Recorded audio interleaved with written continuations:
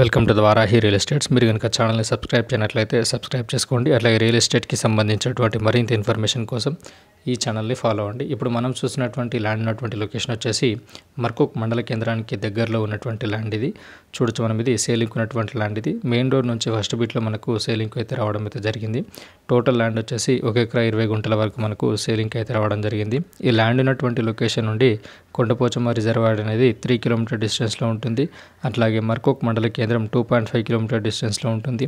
KCR farm house అనేది just 500 metre డిస్టెన్స్లో ఉంటుంది.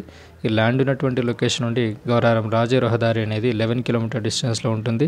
అట్లాగే షామీర్పేట్ ఓఆర్ఆర్ అనేది 28 కిలోమీటర్ డిస్టెన్స్లో ఉంటుంది. రాబోతున్నటువంటి త్రిబుల్ ఆర్ అనేది 4 కిలోమీటర్ డిస్టెన్స్లో ఉంటుంది. ఈ ల్యాండ్ రేట్ వచ్చేసి 1.45 CR వరకు అయితే రైతు అయితే చెప్పడం జరుగుతుంది.